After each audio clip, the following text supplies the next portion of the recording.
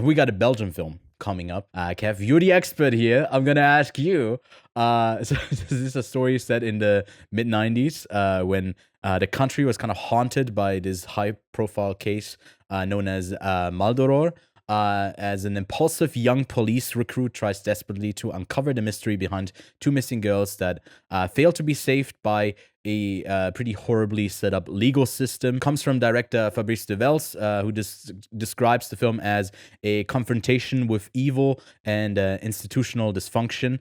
So yeah, Kev, I don't have the background of like basically this event, this time period looming. It's before your time as well. You know, we both weren't alive when this was really relevant, but I assume it has since changed, right? Out of that came a lot of change and reform in Belgium. The story is a bit less that. It's more just like the thriller aspects of trying to uncover this with the political and institutional stuff a bit more in the background, but it becomes more relevant.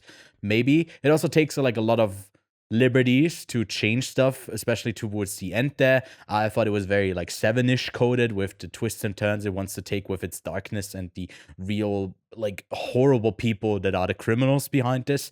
But yeah, what did you make of it? I mean, the movie starts out with something along the lines of like this movie freely depicts some real and fictitious events, and it's like, okay, so it doesn't try to stay true to the actual facts, but also does try to bring them into it, which is both the movie's strength and weakness, in my opinion. But yeah, this movie is based on the Marc Dutroux case, who's like honestly probably one of the biggest pieces of shit in prison right now in Belgium. Right?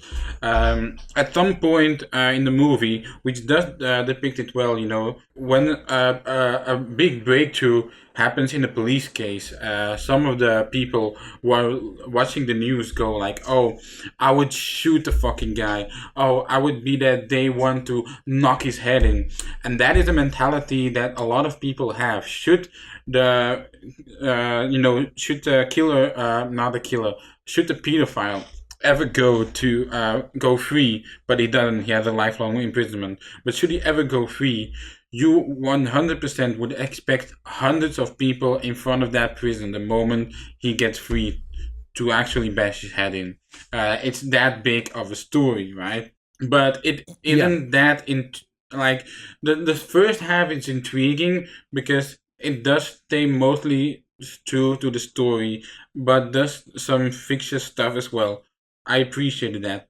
But the second half, I would say like the last 50 minutes, goes kind of off the rails for me. It becomes more about this cop than the actual chase of it, the actual fight between the local, the federal, and the national police. That's basically the thing it tries to comment on, and sometimes does it successfully, sometimes doesn't. And in the end, while I was entertained, the mishmash of it all didn't do much to me, didn't leave much of an impact to me. So I gave it a 6 out of 10. I don't know what you thought about it. I had the same rating there. I was just a bit confused why there's like a lack of urgency from the police to a degree where it added to my experience of it feeling like it's not that big a deal, like in the context of the story, and it's like a huge deal. It's like it's crazy, and I guess I think that goes to hammer the point in that like the institutions set up weren't ready to deal with a case like this, with it being, I don't know, some form of corruption in there, just them being incapable, and you're just frustrated by it. And I couldn't really say if it's because of the story it tries to portray, that part of it is frustrating, or if it's the filmmaking and not knowing enough about the background of it. I gave it the benefit of the doubt, and I feel like I liked it a bit more than maybe I should have if I read up on it more. I'm interested to see if my opinion changes.